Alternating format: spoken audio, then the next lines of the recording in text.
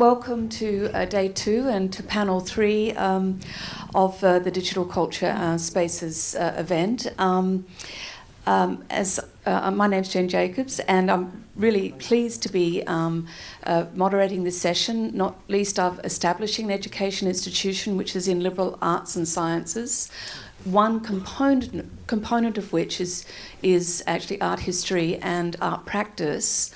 And we think a lot about how education should proceed in this area in relation to a whole range of other fields, including, as I said, the sciences.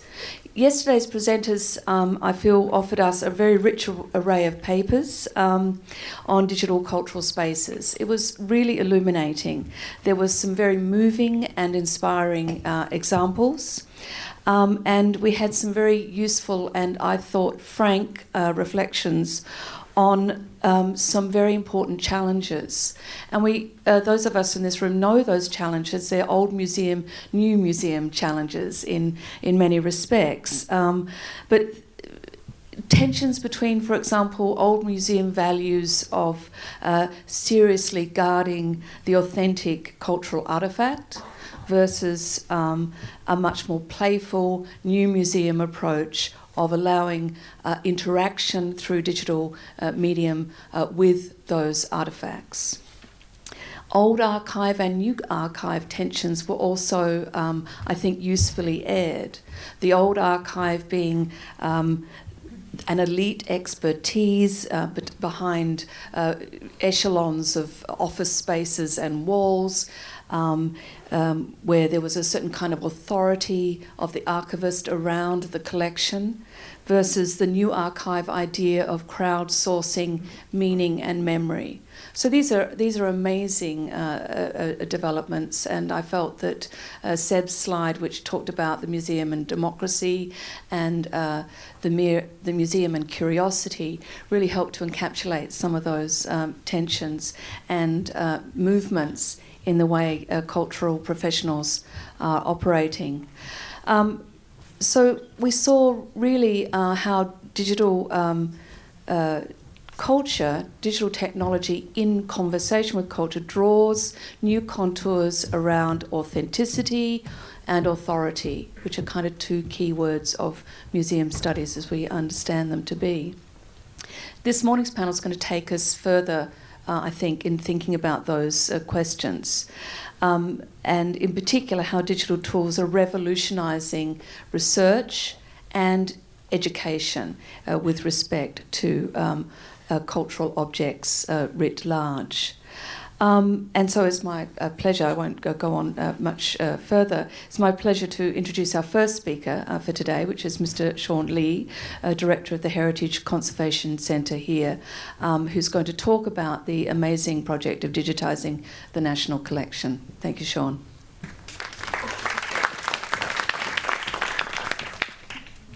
Good morning. Hope that you had a good first day yesterday, and for guests to Singapore, they managed to squeeze out some time to explore a bit and try the local food here.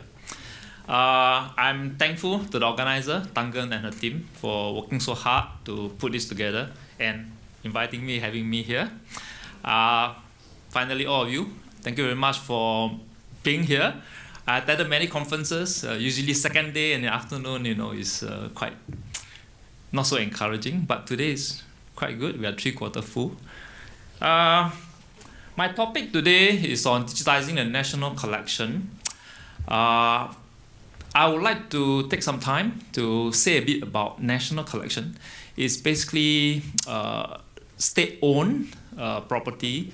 It's an aggregation of all the museum's collections and centrally managed. I'm not sure where this is uniquely Singapore. I did a Google search to look for national collection, and of course NHB comes up, National Museum comes up, and National DEC Collections comes up, and they also have a national collection which is an entity. I'm not sure whether we are uniquely Singapore. So we managed to put it together. As you know, museum without its collection is just an exhibition hall.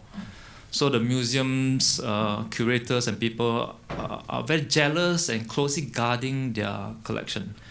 So to have something taken away from them, put it together and call the national collection, it's not easy thing to do. Okay, we put it off. So what does it mean to the museums, the curators, now that they want to plan for exhibition? They got to travel all the way to my place, which is one corner of Singapore. They can't have the convenience of just walking to the store to see and then plan and then see and plan. So the fiscal limitation is there. I'm glad to say that the digital solution helps to make this national collection possible. So what do we use a national collection for? To provide public goods, of course. For example, education, raising awareness, appreciation of the art, and awareness of our ancestral heritage. Tell the national story, our multicultural society, our training center, this place being a melting pot, etc. Strengthen our national identity. A part of it is about how we respect other races and religions. Okay, of course, care for each other, and to know our history, where we come from, why we are here, and what makes us who we are today. And of course, to serve as a touch point, to foster this thing called rootedness, sense of belonging. You know, objects sometimes do evoke emotions and sentiment in us, especially those carefully curated objects and theme. All right, so these are very helpful things. And some objects can be iconic and serve as kind of a national pride for us. So let me now go on to the digital journey that we went on to.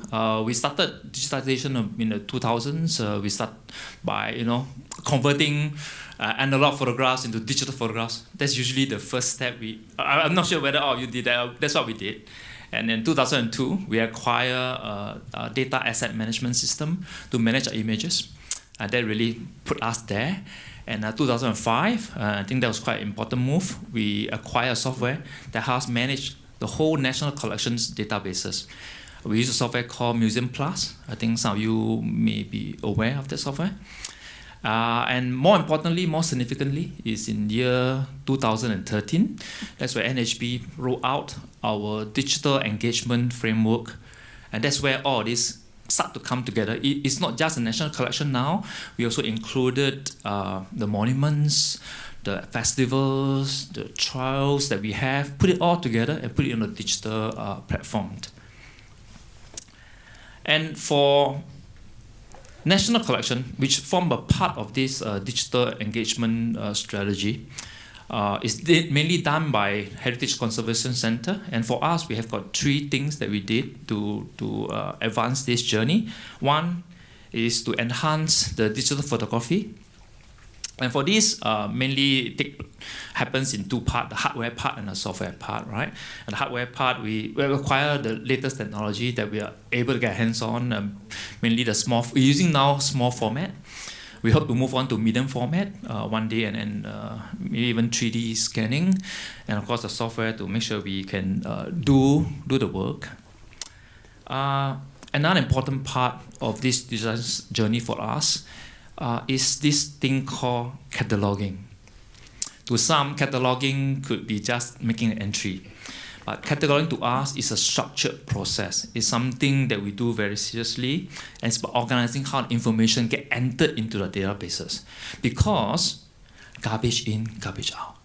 Okay, so we really got to do this very seriously, and it involves quite a lot of work. It involves doing this thing called creating metadata. There are different types of metadata. The metadata we are more concerned with is called descriptive metadata. All right.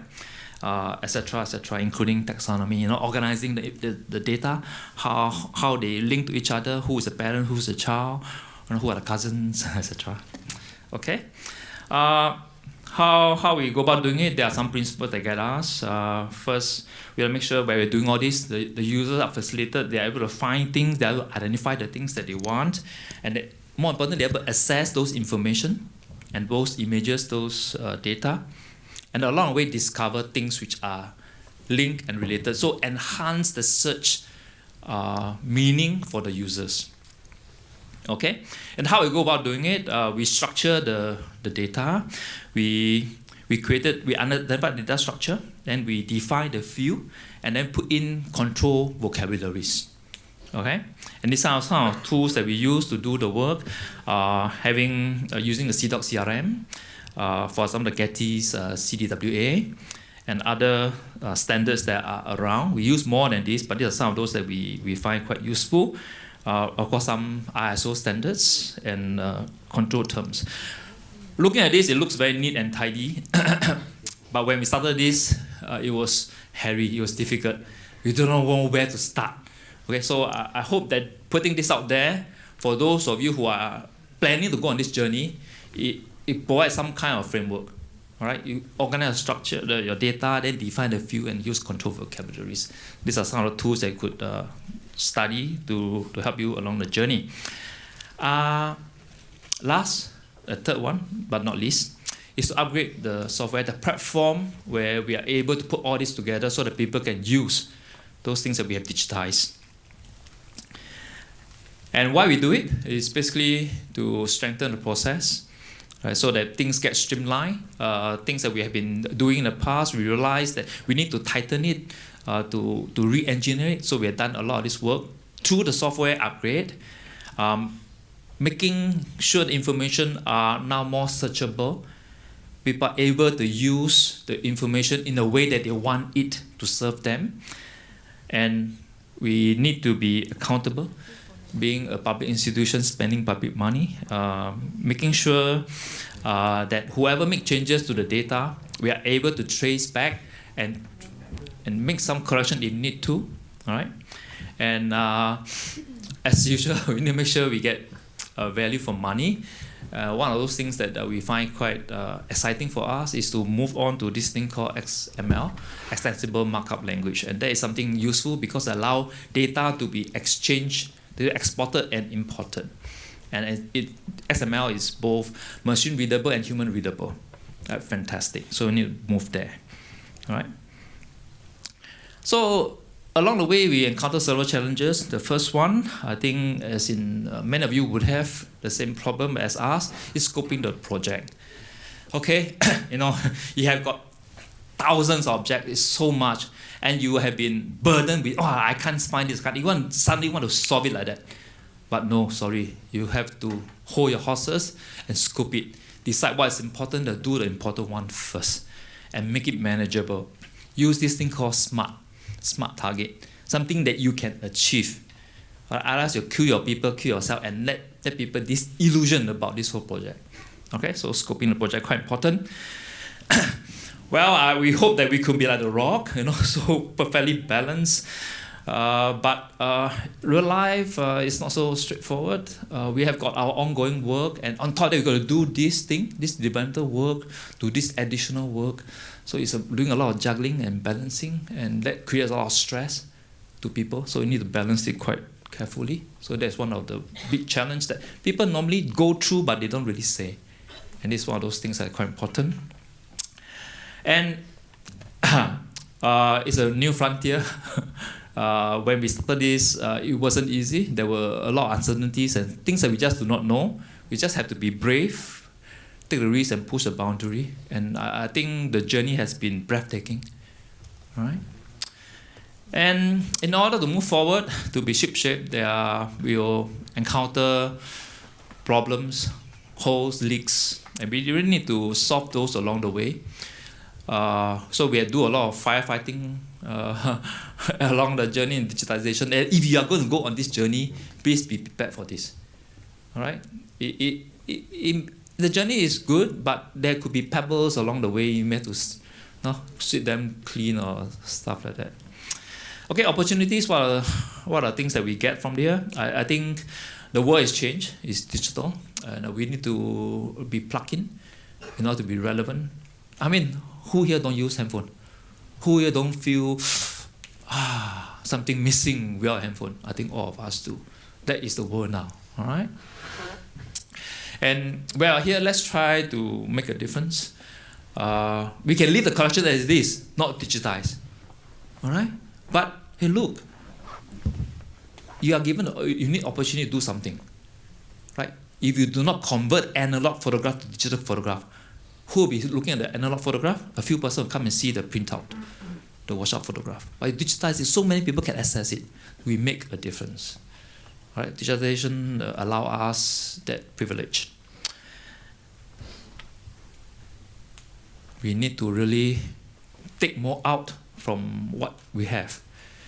Not everybody, not everyone can go and visit the museums. Not everyone, right? Some of us can't get there for various reasons. And not all the collections make it to the museum exhibitions. We got 200 over, and usually only 5% make it to the museums. The remaining 90 over percent are sitting in the storehouse. So I think digitization allows us to unlock that potential, unlock that value. It's been a hard work journey. I think being a leader, like you are, leadership and learning are indispensable. Along the way, we create a learning opportunity for our people, and they grow and they get encouraged, and morale is raised. Right? Provided solve all those issues along the way. Right? So it has been a wonderful learning opportunity for all of us. We get to know our content, our subject much better. Okay, just to review, quick recap. I introduced the National Collection, what it means for us, the kind of things that it serves for us. Our journey, basically 3 parts. One is to digitize the photograph, catalog, providing metadata.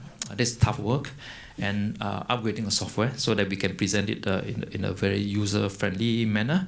Challenges, scope it, you balance it, and then be brave, right? Have the gumption to push a boundary, take risks, and solve the issues along the way. Cater time and resources for it, and prepare people that things may not be a road of roses. All right? Opportunities are many. All right? You just have to be there to harness and get all this for yourself. So conclusion, we got to start the journey, and I think we are here today because we believe the cultural heritage is important.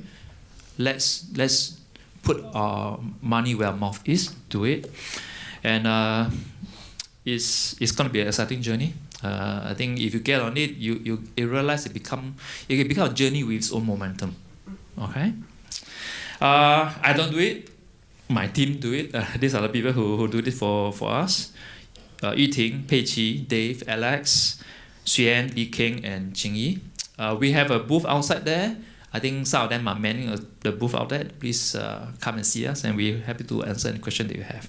Okay, thank you very much.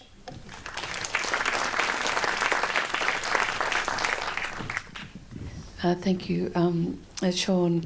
Our next speaker this morning is Dr. Stylianos Dritsas, who is Assistant Professor in Architecture and Sustainable Design at the SUTD, the Singapore University of Technology and Design. And Stylianos is talking about tangible digital heritage. All right, so good morning, everybody. I'm from SUTD. My name is Stylianos, and I work with Kang Shua, who is also a professor faculty in SUTD, and he's a historian of architecture. My field is more related to digital technologies. I'm from Greece, that's why my name is quite difficult and to pronounce. And I studied architecture in Greece in this university. As you can imagine, architecture in Greece is very traditional, given all the background and heritage, and we had a lot of courses in conservation and history. This is some example from the kind of work we did, which I show you as an indication. Every year for 2 weeks we had to travel in the middle of nowhere in the mountains and document the traditional buildings of villages there. The point I'm showing you this is that architectural heritage, built heritage, is not only about the temples and the big monuments, but also for folk architecture such as this. And there are 2 aspects related to kind of studies of historical buildings. One is about the morphology, which you can see here some example, which is about painstakingly measuring and capturing the appearance of those buildings, right? And these are drawings that are in scale. You can measure accurately. They're done by hand. You can measure the dimensions and so on and so forth. The second part, though, is about what we call the tectonics, and it's about the processes, the building processes that are involved in making those buildings, which are very, very important to document too, apart from just the picture. Now, I left Greece and I went to MIT to study digital computation, but nevertheless, you know, this relationship I have with architectural buildings and heritage brought me together with Kang Shua. So if you see here this diagram, I show kind of the analog version of the process of conservation, and on below I have this opportunity we have today with 3D scanning, in other words, capturing information from the reality, processing it with rather fast computers, oblivious of information volumes. And the new thing which is very interesting today is the 3D manufacturing, right? So in other words, have a kind of continuous circle there. Now, in terms of the objectives of our work and our research at the CTD, we can classify them in terms of practice. In other words, modernize the processes in conservation, analysis, planning, and so on and so forth. We have a lot of technology for modern buildings, which we can bring backwards towards conservation. Research-wise, my personal interest, at least, is how to find new applications for digital media that are beyond the pictures, the visualizations. That's what I'm more interested in. In terms of education, the idea of learning from hands-on experience, such as I had when I was sent to the mountain, how can we do that today instead of just learning from books about the history of architecture? And I'll show you some examples of that. And finally, how to engage public and general audience to raise awareness and foster appreciation of the built environment and the heritage, right? All right, so I'll show you some projects. This is from the documentation of the Bukit Brown Cemetery. I'm on the back of the construction truck heading up to the site. The reason being, no taxi driver wanted to take us to the cemetery due to superstitions. It was quite fun, and here's Sangpei, one of our students, who was involved in this project. It was really beautiful. You can see here pictures. I didn't know there were jungle in Singapore, but it was really beautiful there. Here's the team. You can see here, back here, that's where I am, and Yu Fung from the Institute of East Asian Studies, who was the lead on this project. Kang Shua here, and our student, and this is one of the graves. And this is the terrestrial 3D scanner we used. Obviously, in the middle of the jungle, we had to bring our generators and equipment. It was quite an experience, I have to say. Here's some picture of one example of one of the graves. Some very beautiful handmade tiling work, ceramics, very beautiful, and a lot of these figurines carved in stone. You can see some pictures here from the documentation we did using cameras, obviously. Quite interesting in terms of morphology. I'm not very familiar with these particular figures here, to be honest, but it's quite interesting to see. For instance, this is an example of how women are represented in some of those items, and the expressions are quite surprising, how they vary, right? Very interesting topic. Now, the conditions were rather poor, and we had to kind of work in very funny fashion. Here we're scanning with a smaller machine. We had monkeys around that were after our lunch. Thank God the generator was scaring them away. And here's some pictures from the point clouds, the 3D information we collected.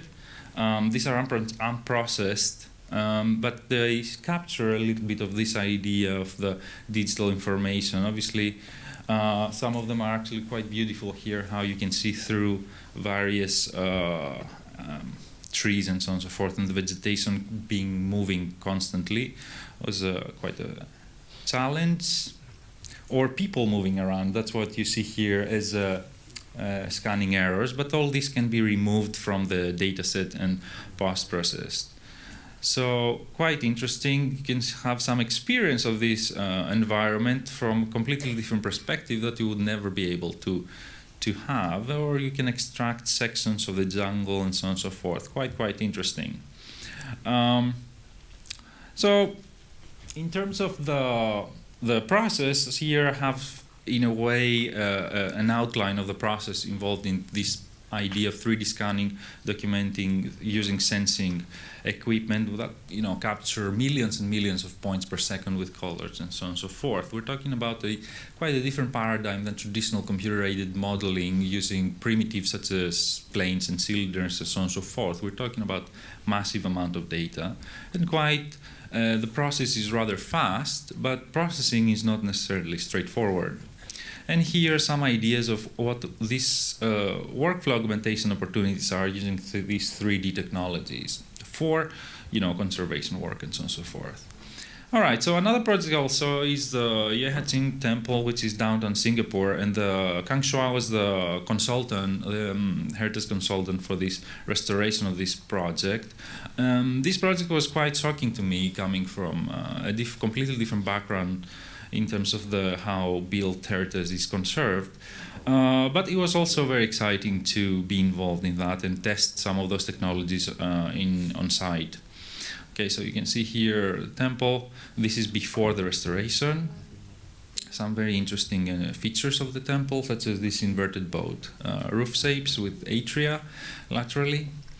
The shocking part for me was that during restoration, most of the temple was removed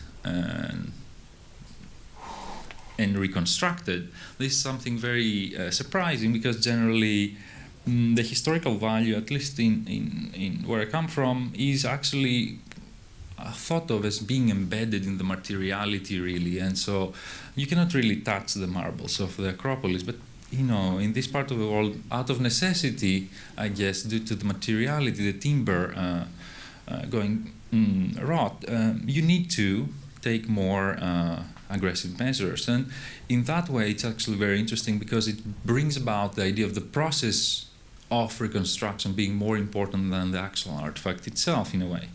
So you can see here the conditions of the timber elements, and you can see some idea of how they're being rebuilt from scratch by people, craftsmen that came from China here. And you can see here a part that is damaged and the reconstructed element, and you can see that this is done by visual inspection and, in a way, imagining what the missing parts could have been. This is a dragon wall, which we used as a test for evaluating the efficiency and the applicability of this idea that I explained before, which is 3D scanning, 3D processing, and 3D printing as a continuous cycle. So here's the dragon being removed from the wall. We scanned that. It took like less than an hour to scan this dragon with this light, structured light machine, which is handheld. This is the data set that came out of that. In under an hour, we're talking about millions and millions of points, gigabytes and gigabytes of information. This is a screenshot of the fragments of the scanner. The scanner takes three-dimensional triangulated fragments. It's quite interesting and beautiful. It looks like almost like a painting. The scanning process results into this type of information, which is very noisy and fragmented. Sensing information are always suffering from this process. And in order to bring it into this level of detail, which is sufficient for 3D manufacturing, it takes quite some effort. But there are software that are assisting for this process, some of which we are writing ourselves. And this is the visualization level of detail. For visualization, you don't need a lot of information, especially with graphic cards. You don't want to clog them. So this is the full reconstruction of the wall after filling all the gaps and messes. Then automatically you need to segment this into elements that are fitting within the 3D printing bed, this volume of the 3D printer. So this is a segmentation process, which is also non-trivial. And here you can see a part made out of plaster of Paris type of 3D printing process being removed from the volume. Here all the parts extracted and laid out and documented. You can see here we embedded details for fixing on the backside. The original wall weighs about a ton, and this is a 3mm very thin cell, as small as possible without breaking through the thin printing process. And here we're assembling it with a structure behind as a prop. This is just a prototype, a testing of the process to learn about how this material is possible to be used. The wall is outside, actually. We brought it here. And it's a lot of patchwork. There's a lot of issues which have nothing to do with the accuracy of the printer, but the material being deformed through the curing and so on and so forth. So this is a one-to-one scale of this project. This is how this thing is done. So that's what I do. I write software for processing and information such that you can access this massive amount of information with conventional drawing tools we use in architecture. So another project I'll conclude with is this project I'm working currently right now, which may have an application in conservation of buildings. It's additive manufacturing with organic composites in collaboration with the material scientists at the CTD. What we're trying to do is to 3D print wood. And this is our current setup. This is our very early tests. It's mounted on a robot, and there's an extruding process that deposits wood organic composite, which is quite interesting. In terms of that, it means that we can create of quite large size and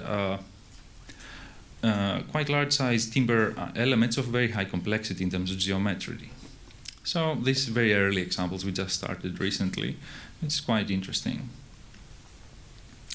So I'll conclude with this video, if you can play that, showing that potentially maybe those technologies may be interested in the future, not immediately, and after, I guess, debate, because it can be controversial to think of 3D printing and for what purposes, elements or components for conservation for heritage buildings. That I'll conclude. Thank you very much.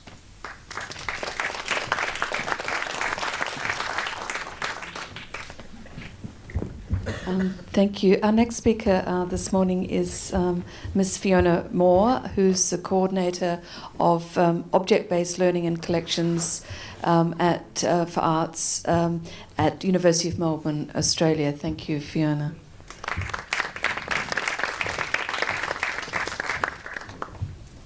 Thank you very much, Jane, and good morning, everyone. My full title is Coordinator Object-Based Learning and Collections and Management Arts West at the University of Melbourne, and I would say it's probably the longest job title of everyone in this room. I'm trying to think of an acronym, but I'm still coming up with it. So I have a confession to make. I am a bit of an anomaly in this conference because I am going to talk about objects. I'm going to talk about the digital, but I'm also going to talk about objects and the power of the object, particularly in an academic context. So the power of the object as a tool for teaching and learning. So I'm from the University of Melbourne, as I said, and I'm based in the Faculty of Arts. And I'm going to introduce the concept of object-based learning this morning within the new building which is called Arts West at Melbourne University, which is the new home for the teaching of the Bachelor of Arts. So what is object-based learning? And for those of you who have worked in museums and galleries for many years, this is second nature to what you do. You work with objects, you present exhibitions, you do programs around objects. Within an academic concept, it's sort of like it's just been discovered. So they're referring to it as object-based learning. So object-based learning is just that. It's working with cultural material, it's working with primary source material, it's working with any type of object. It may be a significant object, it may be an everyday object, and bringing that into a curriculum. So providing courses that deal directly with objects. And the aim of that is that it enhances students' analytical skills, their observational skills, and it's a very good way to look at group presentation and group exercises. So to move away from that passive lecture type with the lecture up the front and students just passively looking. It's very much that explorational and value-added way of learning. So this is Arts West. It's a very new building. and it's very much a hybrid space. So we only opened in July. It's been over 10 years in the planning, took 18 months to build. And it's very much a mixture of a number of different things. So it's a space for teaching, learning and research, of course, which is a priority within a university building. But it's also a museum and gallery space, and it's also a site of digital creativity and research, because as I go on, the digital side of things is very important within this building, and digital content and the digital delivery of curriculum is very important within a university context now. So just a little bit about the background and development of Arts West. Arts West was one of the most significant building projects for the Faculty of Arts. So the Faculty of Arts had actually not put any construction money or building money into the arts since 1970. So this was their first building in quite a long time. As I said, it was over 10 years in the planning. It became the home for the Bachelor of Arts because it was an identifiable place for students studying that course to have a home, because what we got back from all the students that had graduated and the feedback we got is that they didn't have an identifiable building that was theirs. They didn't have a space that they could go in and study. They didn't have one space where all their classes were being held. They were scattered right around the campus. Now, the University of Melbourne campus is very big now, although we're centred in the city of Melbourne, in the CBD, just 5 minutes away. It's an ever-growing campus. So you often have to walk 10 or 15 minutes from one lecture theatre to another. This has meant that a lot of that has been avoided. And I'd also say it's a bit of a social space as well, because we've got a lot of informal learning areas where people can come in and study, and they've been hugely popular. It draws on the history of the university, because the Bachelor of Arts is actually the first degree that was taught at Melbourne University. Melbourne University is the second oldest university in Australia. The foundation stone was laid in 1853. So it has quite a long history for an Australian cultural institution.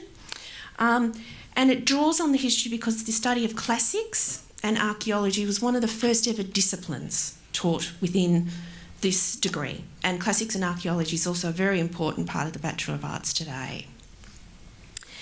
Most importantly too, it's given us a chance to enhance our opportunities and engagement with the university's cultural partners.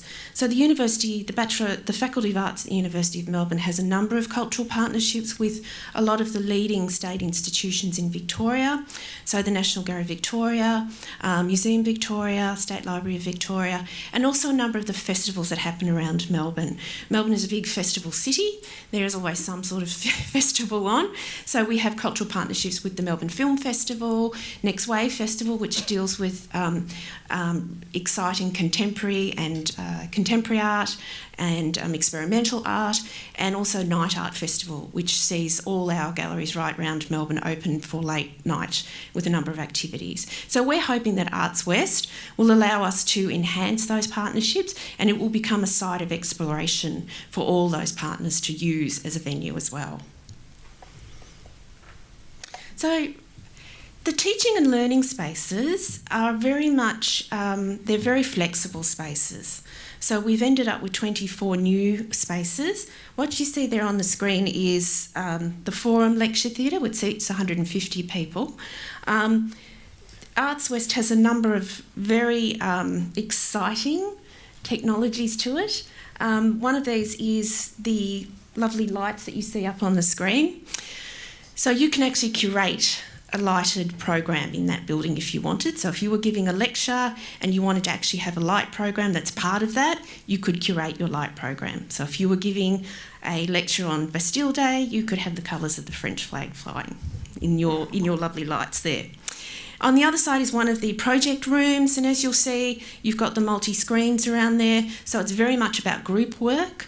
So the technology is really changing the way academics teach.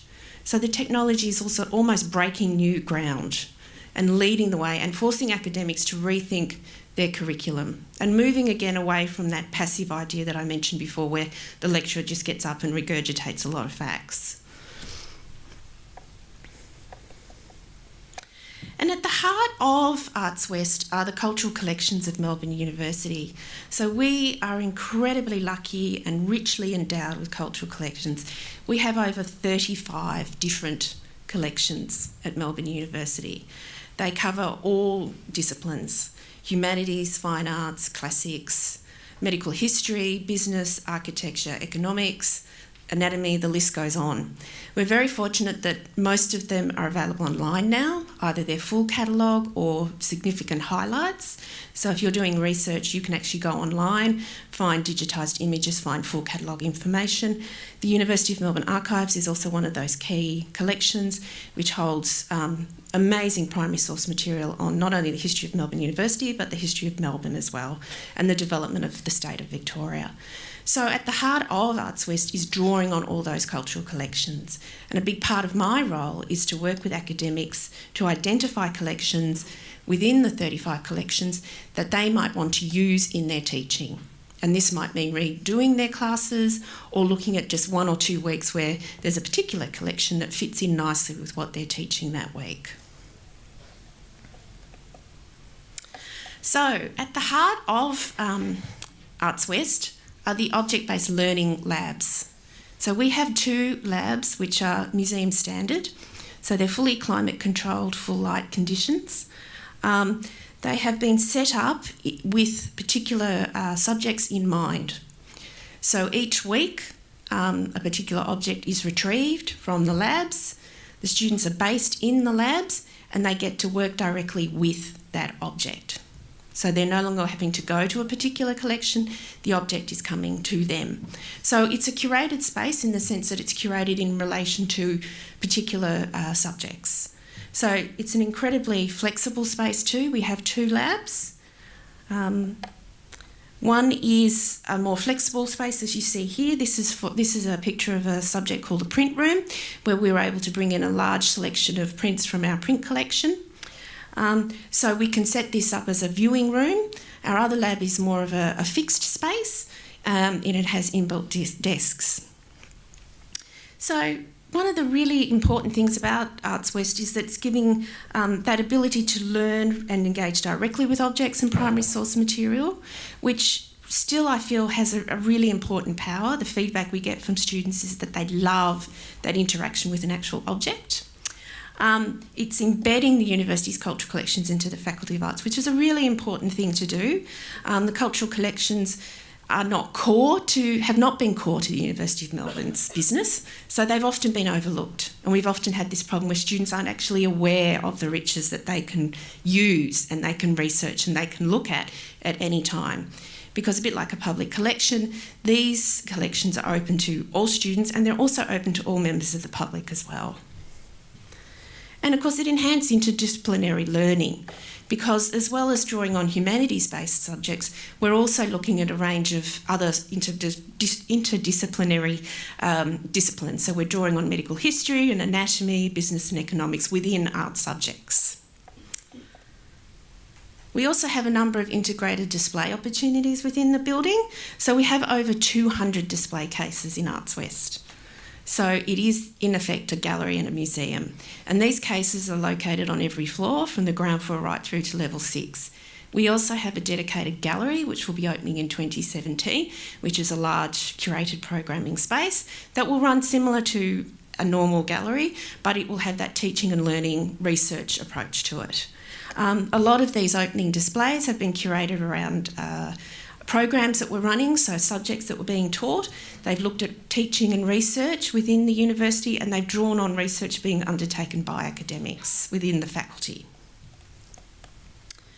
Also within Arts West is a digital studio. So it's just actually been finished construction in October. So this is a really exciting new space. It goes over 2 levels. It's very much in its infancy. It will start fully operational next February for the start of semester 1. We're now in our summer holiday in Australia, so teaching is actually finished. And as it says here, it's going to be a dedicated collaborative project and informal spaces for researchers, students, collaborators and industry partners. And within that will be 2 immersive rooms. So these will have the ability to create immersive content It's very much a site of discovery and research and collaboration. So it's all about looking at digital humanity research, working with external partners, artists, students, very much a collaborative site. And then looking at how we use the content that these people have created within the teaching and learning of Arts West and the Faculty of Arts. And just a little bit, e-learning and e-teaching and the delivery of online content is really important now within the tertiary sector. And Melbourne Uni is very well set up for that. We're extremely fortunate that we have a learning development unit which actually provides support. So it actually provides liaison support with academics to look at how they can integrate e-learning and e-teaching into their tools. So this is just one of their websites which gives a number of case studies as to what they've been doing. So we've got things such as managing teamwork in a large subject using Wiki. We've got all sorts of things that are being put into online delivery of content. And students are expecting that and they engage with that. And I just wanted to talk a little bit, finish now, on the actual building itself. The building itself is really an artwork in itself. Etched on the facade of the building are 5 key images from the University of Melbourne Art Collection. They cover the breadth and depth of the collection. So we have objects from classics, we have objects from Australian art, Indigenous Australian art, an Indian wall hanging. And I just wanted to finish with a little video which shows you the building in the round. And we also had a very exciting competition to kick off the building, which was we asked students to respond to these images. So we asked them to do photography competitions and we got some amazing responses. So we actually had an award, so we ran a competition, and it was an amazing way for students to engage with the building. So it created a lot of interest on social media. We also had our internal staff twittering and doing Facebook. We had a lot of the collections managers going in and taking images of their works that were included in the building. So it created a lot of excitement around the opening of the building.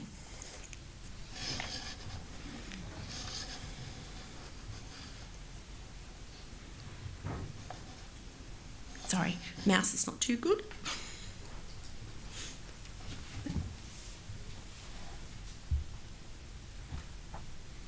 Yep.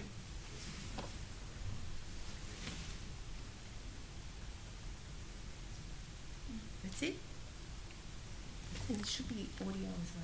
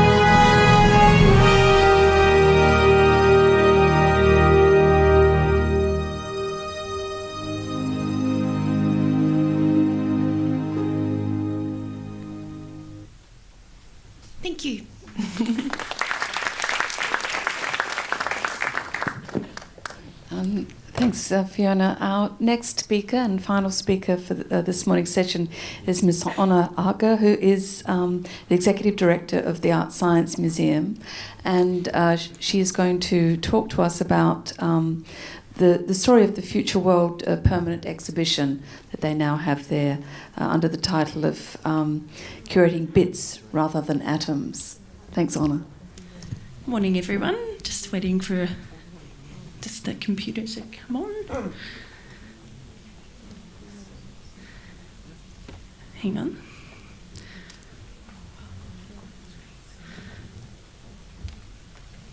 Good at that?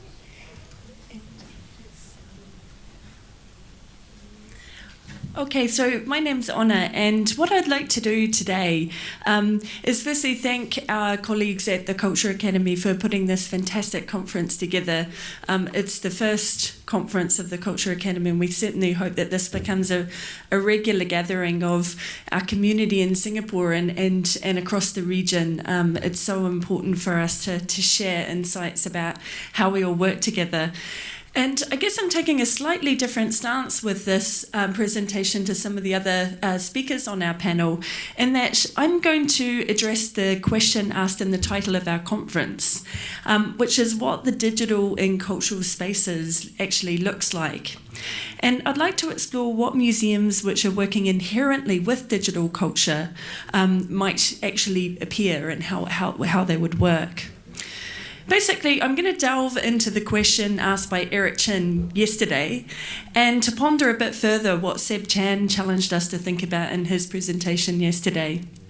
So I'm the executive director of this place here. It's the Art Science Museum in Singapore.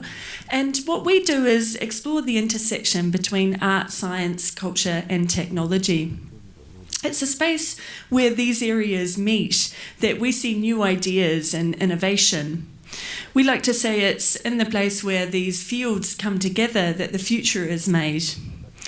We create exhibitions that feature some of the most renowned artists working with scientific concepts, such as Leonardo da Vinci and MC Escher, which is showing in the museum right now, as well as exhibitions which explore aspects of science, such as recently particle physics, marine biology, and big data. And now, as a museum that doesn't hold a collection, we craft temporary exhibitions, programs, and experiences that show what happens when artists and other creatives are thinking just as hard about science and technology as the scientists and engineers are. So we very much position ourselves as a place to reflect on how the future might be shaping up. And as a museum which is occupying that role, we go beyond objects. We work with artists, scientists, and engineers for whom the ephemeral medium of digital technology is their primary material. And this is most keenly felt in the first major permanent exhibition that the museum opened earlier this year. So Future World, where art meets science, is something of a paradox in that it's permanent, yet changing. It's an exhibition made not with objects, but rather with digital technology. It's an exhibition of bits rather than atoms. So a quite new concept, I think, in our understanding of what permanence might look like. Now, when bits are your material, not atoms, you need to find creatives and artists who are masters of this domain. So we chose to work with the art and technology collective, TeamLab, who are based in Japan. Their extraordinary digital work has been presented around the world in museums, galleries, festivals, and in the public realm, including from tomorrow right here at National Museum. As an institution, we were almost inevitably drawn to TeamLab's work.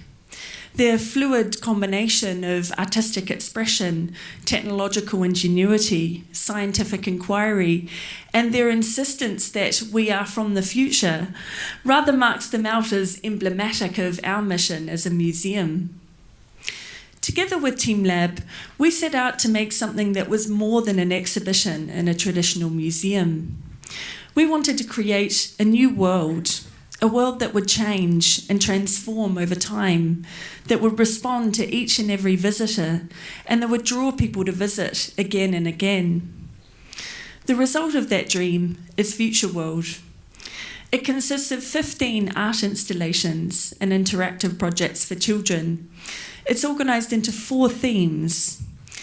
The opening section, Nature, includes 4 artworks that use both art and science to bring us inside natural worlds comprised entirely of digital technology. In the first gallery, an ecosystem of flowers gently blooms and dies. The artwork is both generative in that the plants and insects are created live algorithmically, and it's also reactive in that everything in this ecosystem responds to the presence of visitors and subtly changes based on their behaviour. The installation also depicts the 4 seasons in real time, so it might be the only place in Singapore where you can experience summer, autumn, winter and spring. By physically positioning the visitors inside the landscape, TeamLab are inviting us to understand that nature is something that includes, enfolds and embraces people. There is no separation between ourselves and nature. In the second gallery is the artwork 100 Years Sea. Here, TeamLab artfully visualised the rising sea levels caused by climate change. It's based on scientific data derived from the World Wildlife Foundation, which predicts the rising of the sea levels over a century-long period. The 100-year time period is compressed into 10 minutes in order for visitors to understand the full impact of climate change on our oceans should urgent action not be taken. In the town section of the exhibition, participants of all ages become players on the municipal stage. Immersed in the chaos of metropolitan life, visitors participate in the planning and governing of virtual cities. In Sketchtown here, we see a depiction of a fictitious town based on Singapore, including recognisable landmarks such as the Merlion. And young visitors are using crayons and paper to draw aspects of this city, a building and a car in this case. And once they've constructed their pictures, they use a digital scanner to put their pictures inside the digital city. The visitors' urban designs become part of this vast projected city, which they can then physically interact with through touch and movement. Elsewhere in town, we find other artworks, such as media block chairs, which act as the basic building blocks of the city. Connecting train blocks allows the audience to develop their own transportation infrastructure. They connect the wooden blocks together to build railway lines, roads, waterways, and air transportation routes. A table where little people live is a miniature community which comes to life as visitors play with its inhabitants. There's 2 ways to get into town. You can either just walk in, or if you're feeling in a more playful mood, you can slide. At regular intervals throughout the show, we use architecture and design to change visitors' body positions and encourage them to be tactile and physical in the way that they explore the show. In the park section of the exhibition, we create an experience akin to visiting a national park, where both nature and leisure coincide. In Universe of Water Particles, a vast waterfall cascades down the wall. Marking the transition from town to park, it evokes the power of nature. It's a stunning expression of nature rendered entirely digitally. Then we invite our visitors to explore several different forms of recreation. It's a destination for having fun and playing, but also a place where we can reflect on our natural world and other people. In Sketch Aquarium, sea creatures drawn by children come to life. Visitors of all ages create their own environment through touch, movement, and collaboration. The final section of the exhibition encourages us to embark outward and upward into astronomical space. This artwork, Crystal Universe, puts us in the heart of the universe, enabling visitors to experience astrophysical phenomena such as planets, stars, and galaxies. This stunning artwork is created with TeamLab's interactive 4D vision technology and nearly 180,000 individual LED lights. The combination of this technology gives the illusion of stars moving in space. What you're looking at there is a simulation of a gravitational wave, which was recently discovered by physicists after having been predicted by Einstein 100 years ago. Whilst extraordinary progress has been made in understanding the universe over the past decades, there's still many mysteries and enigmas, such as dark energy and dark matter, which give both scientists and artists alike plenty to ponder on. This artwork is inherently interactive. We can change the fabric of the universe by sending planets and stars from smart devices to the universe and therefore placing ourselves within it. In this work, we experience our enigmatic universe from within it. It surrounds us and responds to our presence, thus helping us understand ourselves as part of the vastness of celestial space. At Art Science Museum, one of our core philosophies is that if we're going to address the key systemic challenges our world faces, then we need both the understanding generated by science and the emotional connections made possible through art. To me, the power of a museum of the future is rooted in the profound emotional and philosophical impact it can have on audiences. When we consider some of the most urgent issues our societies face today, the capacity to create these kinds of effects becomes very significant. Global inaction on the greatest threat humanity faces, climate change, stems in part from our disconnection from our natural environment. The belief that we're somehow separate to and apart from nature has become an urgent existential issue. One of the most important roles of a museum of the future may be to create meaningful connections between people and their environment. To address some of the challenges we face today, we need to understand that we are within and not outside of the natural world. Future World is our way of helping to generate that understanding. It's a show made of bits, not atoms, and perhaps a case study for what a museum of the future might look like. For us, it's an embodiment of the famous phrase uttered by the computer scientist Alan Kay that the best way to predict the future is to invent it. Thank you.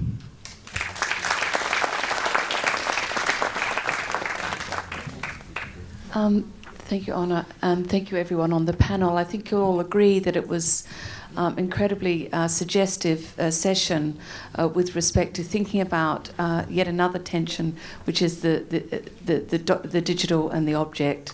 But also adding to that, I think a very provocative set of thoughts about how the museum and the archive interact with pedagogies of various kinds, be they public pedagogies, such as the one you've just finished on, institutionalised ones within more conventional education systems, public responsibilities with respect to heritage and some accessibility, which of course is part of that pedagogy. And of course, I very much loved seeing people in the field getting hot and sweaty in Singapore, retrieving heritage in what I guess was a kind of a salvage operation in that particular context. So we've got plenty of meat, if you like, to chew on with respect to the questions that have been driving the last day and hopefully today. I'm very much interested in what this means for what cultural professionals, to use a very broad and term, what do they need to learn? What do they need to be taught to enter into this contemporary field? What values do they need to have readjusted around objects? What technical skills do they need? I was very interested in your journey from hand drawing of vernacular architectures through to a postgraduate program at MIT in digital medium and design.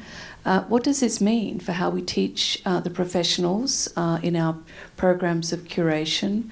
Where do they go to get that education? And so for me, there's some of the questions that I'd like to open up while you guys warm up with your questions. I think there's this question of what sort of curatorial professionals, if we're speaking on the, on the museum and gallery side, what skills they might need to adapt to this new digital space that we find ourselves living within. It's something that's been asked for 20 years. And we come at it, kind of cyclically, almost generationally, from a slightly different angle. I think that the most important skill is being open-minded and open to change. That's the crucial thing. I think many of us have had experiences of working inside large museum institutions or academic institutions where the sort of digital cheerleader and have a huge amount of trouble and resistance from our colleagues about change.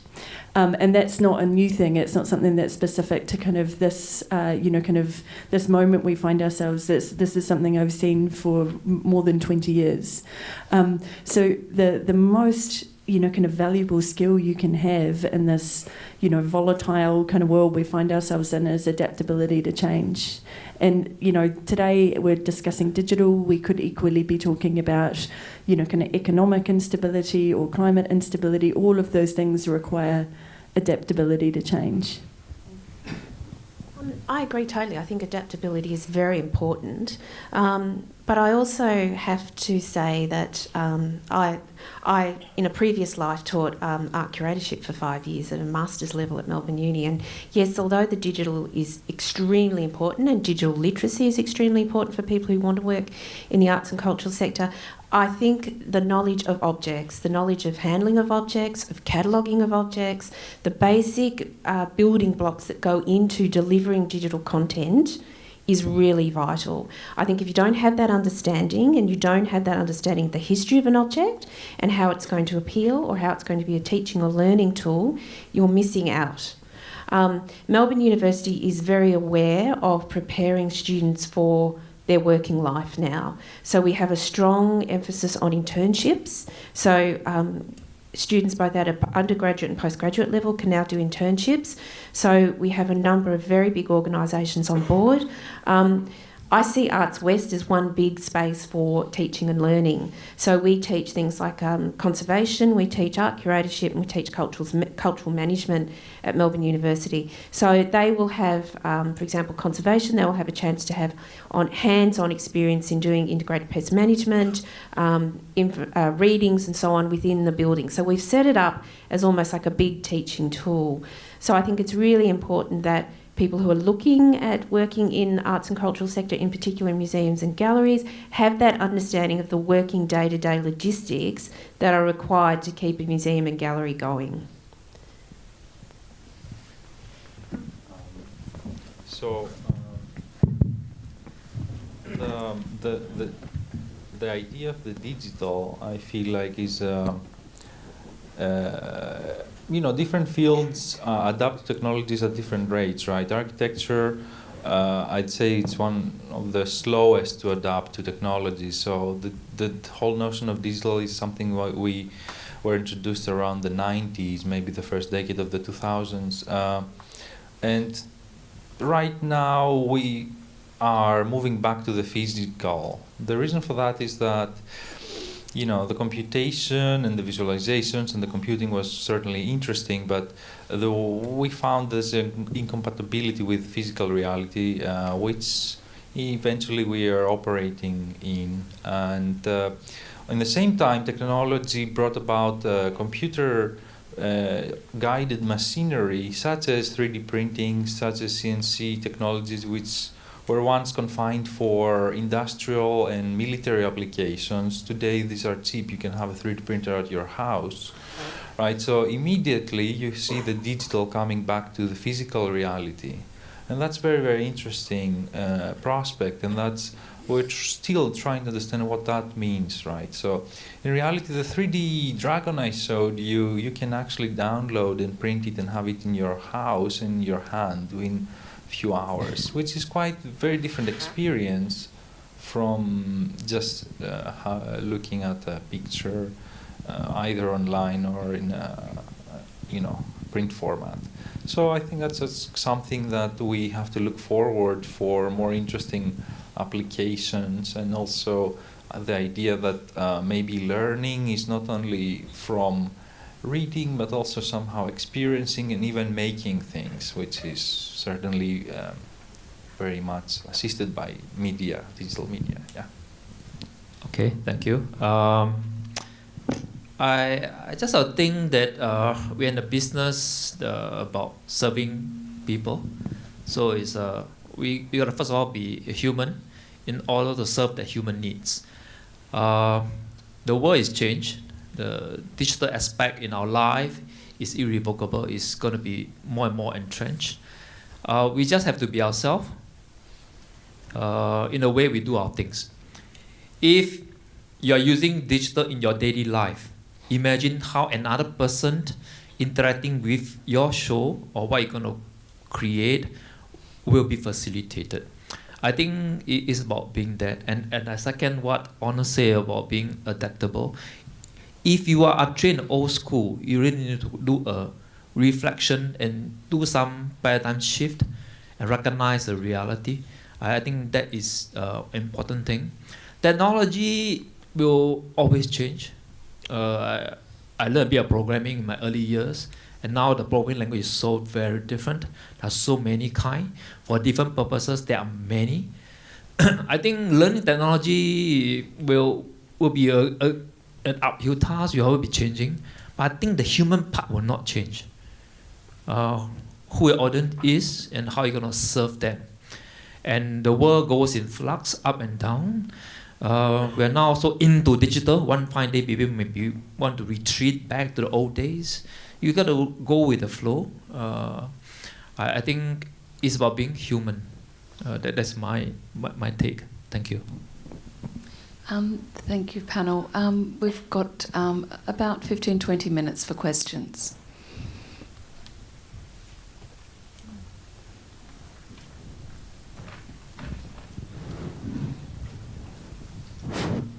Good morning. My name is Ramesh. I'm a volunteer guide at the Asian Civilizations Museum.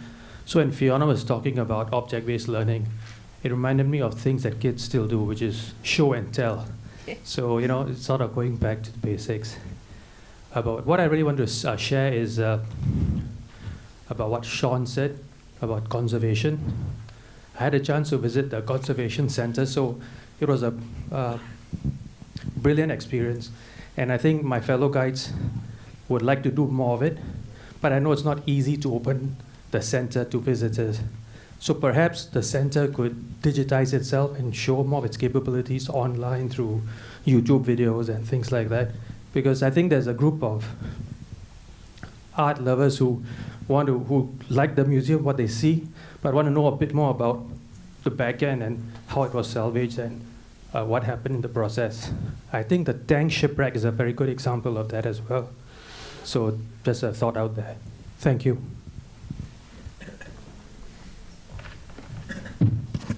All right, thank you, Ramesh, for that comment. Yes, food for thought. We'll think of whether we could have a digital journey or through HCC. You're right, not everybody could go through the space, and we are unable to open the stores to many visitors for the obvious reason. We are there to preserve the object. If we open our store too often, it will affect our job to preserve the object. Yeah, so thanks for the suggestion. We'll think about it. It may take some time, so be patient. Thank you.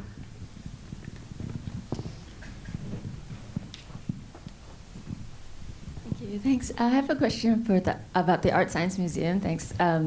The show is really awesome. My daughter loves it. One question I had there, she likes the town section a lot, but you described it as a place where visitors participate in the planning and governing of virtual cities.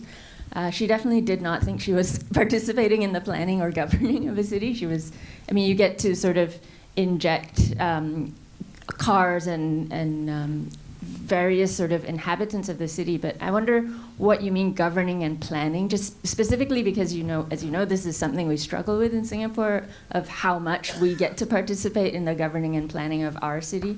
So the question is really, what has your engagement with the state been like here? If you could give us some insight into that.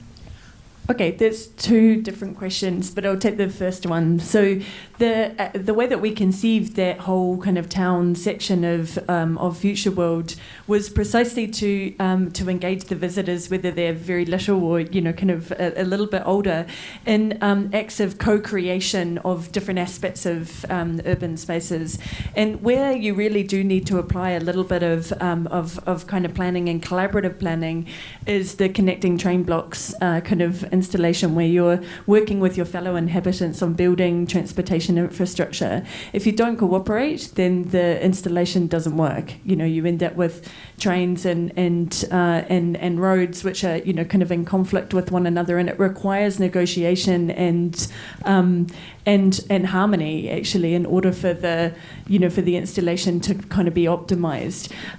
So, you know, for us, that whole sort of curatorial kind of piece of showing that cities are built collaboratively and cities are built on negotiation and, you know, kind of different, you know, kind of stakeholders, if you want, whether it's the creators or the governors, need dialogue, is a very important subtext for that show. Of course, not everybody needs to, you know, kind of take away a, you know, kind of a huge message, but it's something that our education team draw out very strongly in the workshops and the spot talks and the kind of deep dives that we do with all, you know, sort of levels of education from primary, secondary to tertiary, when we're taking people through the show. Like the other question was around the engagement with the state. So we're a private museum, you know, kind of we're part of Marina Bay Sands, but, you know, kind of we're very embedded, I think, in the sort of the cultural and scientific ecosystem of Singapore. So we work with all the universities, including SUTD, and the art schools. We also work with the polytechnics as well, where we think they're doing incredibly important work. Not just getting students ready for the next level of education, but in their own right. And of course, we work with our colleague institutions here in Singapore, the museums, the science institutes, A-Star. So, you know, our engagement is I suppose, kind of very broad and has elements of, you know, kind of depth to it as well, particularly through the work that our education team do.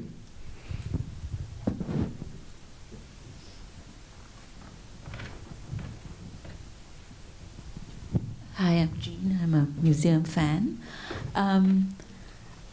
If you had no budget at all, I would like to ask each member of the panel, this is about New Frontiers, what exactly would you love to add in each of your respective fields? For example, Sean, would you like audiences to be able to touch or feel whatever you have through digital methods, or honor? What else might you want to do at the museum if money was no object at all? And everyone, thank you. I think they need 5 minutes to think about that future, it being so unrealistic. Wow, I've never been there, where money is not a concern. I've always been prioritizing, working with what we have. So yeah, forcing me to move into a different space. Based on what I can sense, I think there are a lot of things you can do where money is not an object. Based on my projection, at least I think the 3D is one of the way. The immersive, experiential type of things is something we to offer. Able to project what you want to show, spatially to someone else somewhere, that he or she can experience it. the sight, the sound, things like that. If you can do it, I think that'd be beautiful. We have already sensed that in 3D scanning and 3D object printing. We're able to capture images and reproduce anywhere in the world to enable learning and research. Can that kind of projection be done with more texture? Textile sense can be provided with colors. I think the future is exciting. Thank you.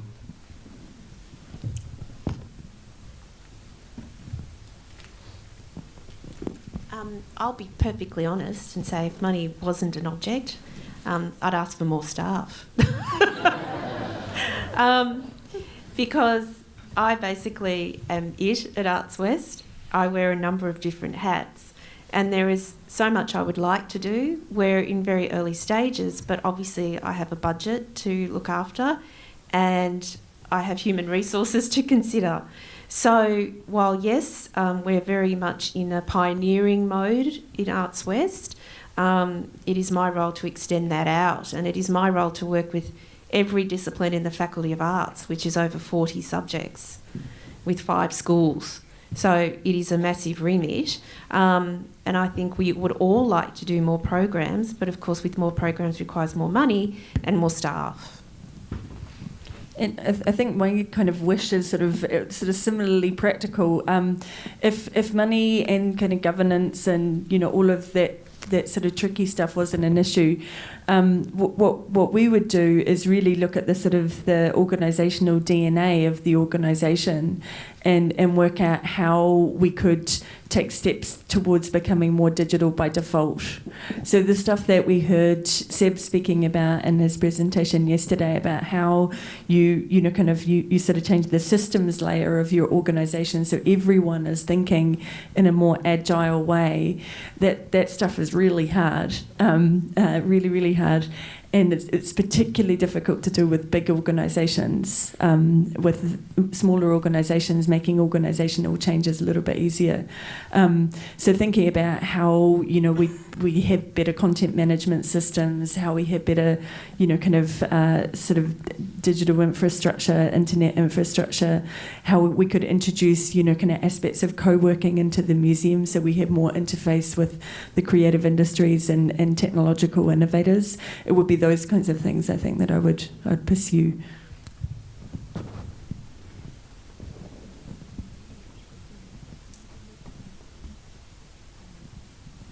Any other questions?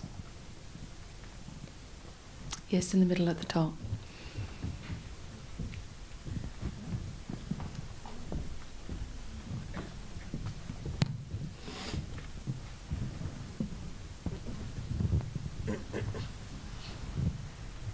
Hello, good morning. I really enjoyed the sharing session from the panel, and I'm actually very glad that somebody brought up the issue about money. Because the thing is, museums in general are not just educational spaces, but to many people also recreational spaces, right? And it costs money to enter most museums. And with this digital experience that we want to move towards, it is going to be expensive, especially in its infancy. And as we update and we get more responsive to the human emotions and recreating that, the new technology is not going to get any cheaper anytime soon. So my question is, do you think the public is ready to pay, to also invest their own money to experience the digital in cultural spaces? Because with the internet, they're so used to all this experience at your fingertips, and usually they are free at a nominal amount. What does it mean for museums to be able to charge the nominal amount we used to without the digital, and now with those investments, do we pass it on to our consumers?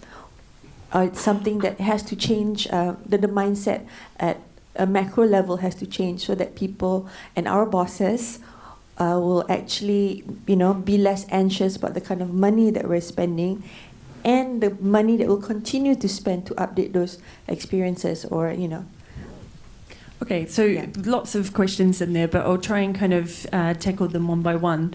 Firstly, you mentioned that the cost of technology isn't dropping anytime soon. It is. Kind of the types of display technologies that we use in Art Science Museum are probably 1/10 of the cost today than they were 10 years ago. So that's something we can certainly rely on in the short term.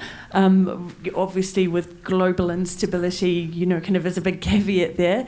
So that's one of the interesting things about technology. Moore's law is still holding. We don't know how long it will hold for, but while it does, the cost of technology is coming down quite, kind of rapidly.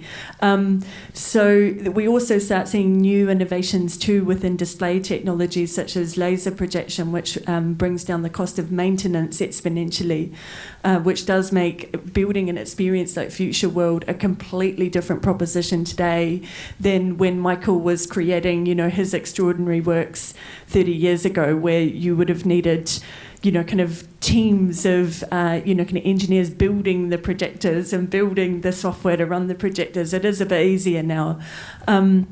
So that's point one. Secondly, will audiences, pay the entrance ticket to kind of see these types of experiences?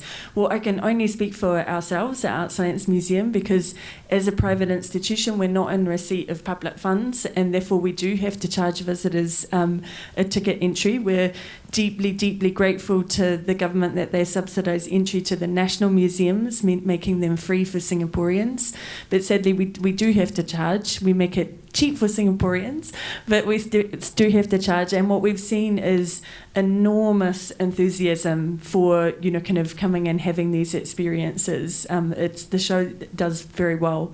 And that, kind of links into your last point, which is, why would people come to a museum and see something like this when they've got YouTube at home?